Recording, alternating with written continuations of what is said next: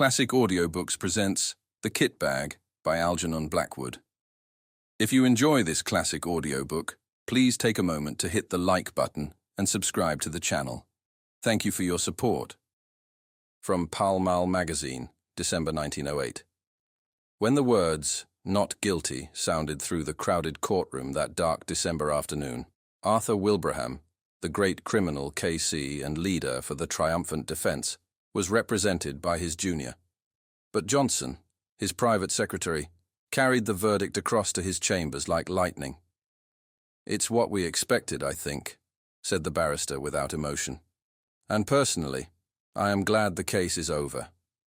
And there was no particular sign of pleasure that his defense of John Turk, the murderer, on a plea of insanity, had been successful, for no doubt he felt, as everybody who had watched the case felt, that no man had ever better deserved the gallows. "I'm glad too," said Johnson. He had sat in the court for 10 days watching the face of the man who had carried out with callous detail one of the most brutal and cold-blooded murders of recent years. The counsel glanced up at his secretary. They were more than employer and employed. For family and other reasons, they were friends. "Ah, I remember, yes," he said with a kind smile. "And you want to get away for Christmas? You're going to skate and ski in the Alps, aren't you? If I was your age, I'd come with you." Johnson laughed shortly. He was a young man of 26, with a delicate face like a girl's. "I can catch the morning boat now," he said. "But that's not the reason I'm glad the trial is over. I'm glad it's over because I've seen the last of that man's dreadful face. It positively haunted me. Bat-white skin, with the black hair brushed low over the forehead, is a thing I shall never forget. And the description of the way the dismembered body was crammed and packed with lime into that—" "Don't dwell on it, my dear fellow," interrupted the other, looking at him curiously out of his keen eyes. "Don't think about it. Such pictures have a trick of coming back when one least wants them." He paused a moment. "Now go," he added presently, "and enjoy your holiday. I shall want all your energy for my parliamentary work when you get back. And don't break your neck skiing." Johnson shook hands and took his leave. At the door, he turned suddenly. "I knew there was something I wanted to ask you," he said. "Would you mind lending me one of your kit bags? It's too late to get one tonight, and I leave in the morning before the shops are open." "Of course. I'll send Henry over with it to your rooms. You shall have it the moment I get home." "I promise to take great care of it," said Johnson gratefully, delighted to think that within 30 hours he would be nearing the brilliant sunshine of the high Alps in winter. The thought of that criminal court was like an evil dream in his mind. He dined at his club and went on to Bloomsbury, where he occupied the top floor in one of those old, gaunt houses in which the rooms are large and lofty. The floor below his own was vacant and unfurnished, and below that were other lodgers whom he did not know. It was cheerless, and he looked forward heartily to a change. The night was even more cheerless. It was miserable, and few people were about. A cold, sleety rain was driving down the streets before the keenest east wind he had ever felt. It howled dismally among the big, gloomy houses of the great squares, and when he reached his rooms he heard it whistling and shouting over the world of black roofs beyond his windows. In the hall, he met his landlady, shading a candle from the draughts with her thin hand. "This come by a man from Mr. Wilbraham's, sir." She pointed to what was evidently the kit bag, and Johnson thanked her and took it upstairs with him. "I shall be going abroad in the morning for 10 days, Mrs. Monks," he said. "I'll leave an address for letters." "And I hope you'll have a Merry Christmas, sir," she said, in a raucous, wheezy voice that suggested spirits. "And better weather than this." "I hope so too," replied her lodger, shuddering a little as the wind went roaring down the street outside. When he got upstairs, he heard the sleet volleying against the window panes. He put his kettle on to make a cup of hot coffee, and then set about putting a few things in order for his absence. "And now I must pack, such as my packing is," he laughed to himself, and set to work at once. He liked the packing, for it brought the snow mountains so vividly before him, and made him forget the unpleasant scenes of the past 10 days. Besides, it was not elaborate in nature. His friend had lent him the very thing, a stout canvas kit bag, sack-shaped, with holes round the neck for the brass bar and padlock. It was a bit shapeless, true, and not much to look at, but its capacity was unlimited, and there was no need to pack carefully. He shoved in his waterproof coat, his fur cap and gloves, his skates and climbing boots, his sweaters, snow boots, and ear caps, and then on the top of these he piled his woolen shirts and underwear, his thick socks, puttees, and knickerbockers. The dress suit came next, in case the hotel people dressed for dinner, and then, thinking of the best way to pack his white shirts, he paused a moment to reflect. "Bat's the worst of these kit bags," he mused vaguely, standing in the center of the sitting room, where he had come to fetch some string. It was after 10 o'clock. A furious gust of wind rattled the windows as though to hurry him up, and he thought with pity of the poor Londoners whose Christmas would be spent in such a climate, whilst he was skimming over snowy slopes in bright sunshine and dancing in the evening with rosy-cheeked girls. Ah, that reminded him. He must put in his dancing pumps and evening socks. He crossed over from his sitting room to the cupboard on the landing where he kept his linen, and as he did so he heard someone coming softly up the stairs. He stood still a moment on the landing to listen. It was Mrs. Monks's step, he thought. She must be coming up with the last post. But then the steps ceased suddenly, and he heard no more. They were at least 2 flights down, and he came to the conclusion they were too heavy to be those of his bibulous landlady. No doubt they belonged to a late lodger who had mistaken his floor. He went into his bedroom and packed his pumps and dress shirts as best he could. B kit bag by this time was 2/3 full and stood upright on its own base like a sack of flour. For the first time he noticed that it was old and dirty, the canvas faded and worn, and that it had obviously been subjected to rather rough treatment. It was not a very nice bag to have sent him, certainly not a new one, or one that his chief valued. He gave the matter a passing thought, and went on with his packing. Once or twice, however, he caught himself wondering who it could have been wandering down below, for Mrs. Monks had not come up with letters, and the floor was empty and unfurnished. From time to time, moreover, he was almost certain he heard a soft tread of someone padding about over the bare boards, cautiously, stealthily, as silently as possible, and further, that the sounds had been lately coming distinctly nearer. For the first time in his life he began to feel a little creepy. Then, as though to emphasize this feeling, an odd thing happened.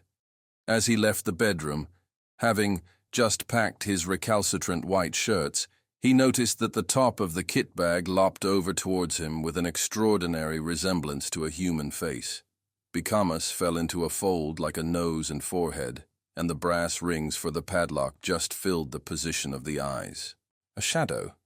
Or was it a travel stain? For he could not tell exactly. Looked like hair. It gave him rather a turn, for it was so absurdly, so outrageously, like the face of John Turk the murderer. He laughed and went into the front room, where the light was stronger. "That horrid case has got on my mind," he thought. "I shall be glad of a change of scene and air." In the sitting room, however, he was not pleased to hear again that stealthy tread upon the stairs, and to realize that it was much closer than before, as well as unmistakably real. And this time he got up and went out to see who it could be creeping about on the upper staircase at so late an hour. But the sound ceased. There was no one visible on the stairs. He went to the floor below, not without trepidation, and turned on the electric light to make sure that no one was hiding in the empty rooms of the unoccupied suite. There was not a stick of furniture large enough to hide a dog. Then he called over the banisters to Mrs. Monks, but there was no answer, and his voice echoed down into the dark vault of the house, and was lost in the roar of the gale that howled outside. Everyone was in bed and asleep. Everyone except himself and the owner of this soft and stealthy tread. My absurd imagination, I suppose, he thought. It must have been the wind after all, although it seemed so very real and close, I thought. He went back to his packing. It was, by this time, getting on towards midnight. He drank his coffee up and lit another pipe, the last before turning in. It is difficult to say exactly at what point fear begins, when the causes of that fear are not plainly before the eyes. Impressions gather on the surface of the mind, film by film, as ice gathers upon the surface of still water, but often so lightly that they claim no definite recognition from the consciousness. Then a point is reached where the accumulated impressions become a definite emotion, and the mind realizes that something has happened. With something of a start, Johnson suddenly recognized that he felt nervous, oddly nervous. Also that for some time past the causes of this feeling had been gathering slowly in his mind, but that he had only just reached the point where he was forced to acknowledge them. It was a singular and curious malaise that had come over him, and he hardly knew what to make of it. He felt as though he were doing something that was strongly objected to by another person, moreover, who had some right to object. It was a most disturbing and disagreeable feeling, not unlike the persistent promptings of conscience, almost, in fact, as if he were doing something he knew to be wrong. Yet though he searched vigorously and honestly in his mind, he could nowhere lay his finger upon the secret of this growing uneasiness, and it perplexed him. More, it distressed and frightened him. "Pure nerves, I suppose," he said aloud with a forced laugh. "Mountain air will cure all that." "Ah," he added, still speaking to himself. "And that reminds me. My snow glasses." He was standing by the door of the bedroom during this brief soliloquy, and as he passed quickly towards the sitting room to fetch them from the cupboard, he saw out of the corner of his eye the indistinct outline of a figure standing on the stairs, a few feet from the top. It was someone in a stooping position, with one hand on the banisters, and the face peering up towards the landing. And at the same moment, he heard a shuffling footstep. The person who had been creeping about below all this time had at last come up to his own floor. Who in the world could it be? And what in the name of heaven did he want? Johnson caught his breath sharply and stood stock still. Then, after a few seconds' hesitation, he found his courage and turned to investigate. B stairs, he saw to his utter amazement, were empty. There was no one. He felt a series of cold shivers run over him, and something about the muscles of his legs gave a little and grew weak. For the space of several minutes he peered steadily into the shadows that congregated about the top of the staircase where he had seen the figure, and then he walked fast, almost ran in fact, into the light of the front room. But hardly had he passed inside the doorway when he heard someone come up the stairs behind him with a quick bound and go swiftly into his bedroom. It was a heavy, but at the same time a stealthy footstep, the tread of somebody who did not wish to be seen. And it was at this precise moment that the nervousness he had hitherto experienced leaped the boundary line and entered the state of fear, almost of acute, unreasoning fear. Before it turned into terror, there was a further boundary to cross, and beyond that again lay the region of pure horror. Johnson's position was an unenviable one. By Jove, that was someone on the stairs then, he muttered, his flesh crawling all over. And whoever it was has now gone into my bedroom. His delicate, pale face turned absolutely white, and for some minutes he hardly knew what to think or do. Then he realized intuitively that delay only set a premium upon fear, and he crossed the landing boldly and went straight into the other room, where, a few seconds before, the steps had disappeared. "Who's there? Is that you, Mrs. Monks?" he called aloud as he went, and heard the first half of his words echo down the empty stairs, while the second half fell dead against the curtains in a room that apparently held no other human figure than his own. "Who's there?" he called again, in a voice unnecessarily loud, and that only just held firm. "What do you want here?" The curtain swayed very slightly, and, as he saw it, his heart felt as if it almost missed a beat. Yet he dashed forward and drew them aside with a rush. A window, streaming with rain, was all that met his gaze. He continued his search, but in vain. The cupboards held nothing but rows of clothes, hanging motionless, and under the bed there was no sign of anyone hiding.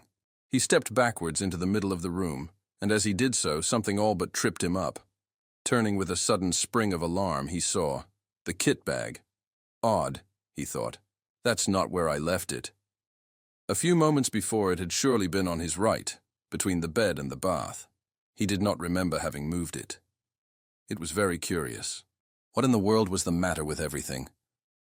Were all his senses gone queer? A terrific gust of wind tore at the windows, dashing the sleet against the glass with the force of small gunshot, and then fled away, howling dismally over the waste of Bloomsbury roofs. A sudden vision of the Channel next day rose in his mind and recalled him sharply to realities. "There's no one here at any rate, that's quite clear," he exclaimed aloud. Yet at the time he uttered them, he knew perfectly well that his words were not true, and that he did not believe them himself.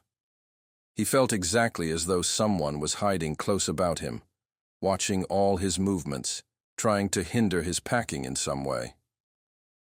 "And 2 of my senses," he added, keeping up the pretense, "have played me the most absurd tricks. The steps I heard and the figure I saw were both entirely imaginary."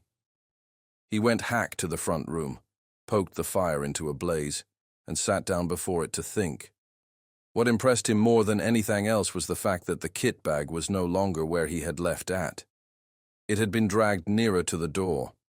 What happened afterwards that night happened, of course, to a man already excited by fear, and was perceived by a man that had not the full and proper control, therefore, of the senses.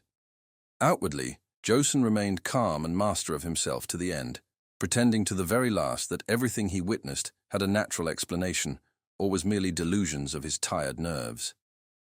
But inwardly, in his very heart, he knew all along that someone had been hiding downstairs in the empty suite when he came in, that this person had watched his opportunity and then stealthily made his way up to the bedroom, and that all he saw and heard afterwards, from the moving of the kit bag to, well, to the other things this story has to tell, were caused directly by the presence of this invisible person. And it was here, just when he most desired to keep his mind and thoughts controlled, that the vivid pictures received day after day upon the mental plates exposed in the courtroom of the Old Bailey came strongly to light and developed themselves in the dark room of his inner vision. Unpleasant, haunting memories have a way of coming to life again, just when the mind least desires them. In the silent watches of the night, on sleepless pillows, during the lonely hours spent by sick and dying beds. And so now, in the same way, Johnson saw nothing but the dreadful face of John Turk, the murderer, lowering at him from every corner of his mental field of vision, the white skin, the evil eyes, and the fringe of black hair low over the forehead. All the pictures of those 10 days in court crowded back into his mind, unbidden and very vivid. "This is all rubbish and nerves," he exclaimed at length, springing with sudden energy from his chair. "I shall finish my packing and go to bed. I'm overwrought, overtired. No doubt at this rate I shall hear steps and things all night." But his face was deadly white all the same. He snatched up his field glasses and walked across to the bedroom, humming a music hall song as he went, a trifle too loud to be natural, and the instant he crossed the threshold and stood within the room, something turned cold about his heart, and he felt that every hair on his head stood up. The kit bag lay close in front of him, several feet nearer to the door than he had left it, and just over its crumpled top he saw a head and face slowly sinking down out of sight as though someone were crouching behind it to hide, and at the same moment a sound like a long-drawn sigh was distinctly audible in the still air about him between the gusts of the storm outside. Johnson had more courage and willpower than the girlish indecision of his face indicated. But at first, such a wave of terror came over him that for some seconds he could do nothing but stand and stare. A violent trembling ran down his back and legs, and he was conscious of a foolish, almost a hysterical impulse to scream aloud. That sigh seemed in his very ear, and the air still quivered with it. It was unmistakably a human sigh. "Who's there?" he said at length, finding his voice, but thought he meant to speak with loud decision. The tones came out instead in a faint whisper, for he had partly lost the control of his tongue and lips. He stepped forward, so that he could see all round and over the kit bag. Of course there was nothing there, nothing but the faded carpet and the bullgang canvas sides. He put out his hands and threw open the mouth of the sack where it had fallen over, being only 3 parts full, and then he saw for the first time that round the inside, some 6 inches from the top, there ran a broad smear of dull crimson. It was an old and faded bloodstain. He uttered a scream and drew back his hands as if they had been burnt. At the same moment, the kit bag gave a faint but unmistakable lurch forward towards the door. Johnson collapsed backwards, searching with his hands for the support of something solid, and the door, being further behind him than he realized, received his weight just in time to prevent his falling and shut to with a resounding bang. At the same moment, the swinging of his left arm accidentally touched the electric switch, and the light in the room went out. It was an awkward and disagreeable predicament, and if Johnson had not been possessed of real pluck, he might have done all manner of foolish things. As it was, however, he pulled himself together and groped furiously for the little brass knob to turn the light on again. But the rapid closing of the door had set the coats hanging on it a-swinging, and his fingers became entangled in a confusion of sleeves and pockets, so that it was some moments before he found the switch. And in those few moments of bewilderment and terror, 2 things happened that sent him beyond recall over the boundary into the region of genuine horror. He distinctly heard the kit bag shuffling heavily across the floor in jerks, and close in front of his face sounded once again the sigh of a human being. In his anguished efforts to find the brass button on the wall, he nearly scraped the nails from his fingers. But even then, in those frenzied moments of alarm, so swift and alert are the impressions of a man keyed up by a vivid emotion, he had time to realize that he dreaded the return of the light, and that it might be better for him to stay hidden in the merciful screen of darkness. It was but the impulse of a moment, however, and before he had time to act upon it, he had yielded automatically to the original desire, and the room was flooded again with light. But the second instinct had been right. It would have been better for him to have stayed in the shelter of the kind darkness. For there, close before him, bending over the half-packed kit bag, clear as life in the merciless glare of the electric light, stood the figure of John Turk, the murderer. Not 3 feet from him the man stood. The fringe of black hair marked plainly against the pallor of the forehead, the whole horrible presentment of the scoundrel, as vivid as he had seen him day after day in the Old Bailey, when he stood there in the dock, cynical and callous, under the very shadow of the gallows. In a flash, Johnson realized what it all meant. The dirty and much-used bag, the smear of crimson within the top, the dreadful, stretched condition of the bulging sides. He remembered how the victim's body had been stuffed into a canvas bag for burial, the ghastly, dismembered fragments forced with lime into this very bag, and the bag itself produced as evidence. It all came back to him as clear as day. Very softly and stealthily, his hand groped behind him for the handle of the door.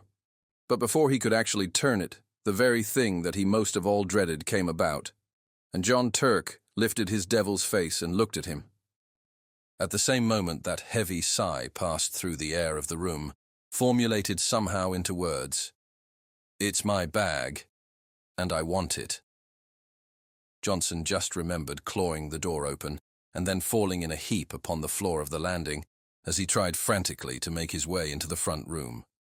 He remained unconscious for a long time, and it was still dark when he opened his eyes and realized that he was lying, stiff and bruised, on the cold boards. Then the memory of what he had seen rushed back into his mind, and he promptly fainted again.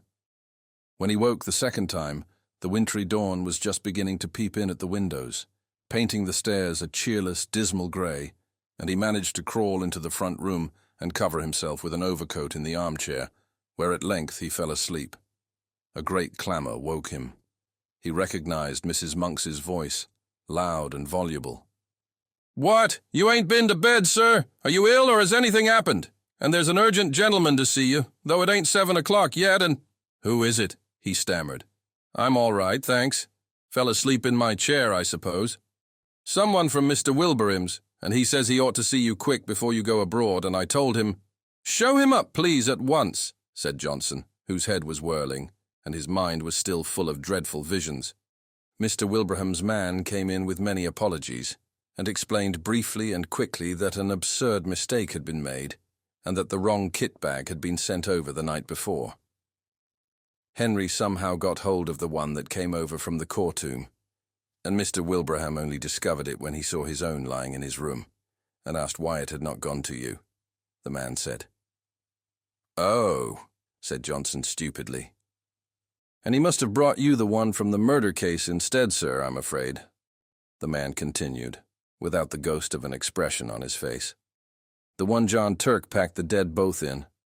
Mr. Wilbraham's awful upset about it, sir, and told me to come over first thing this morning with the right one, as you were leaving by the boat."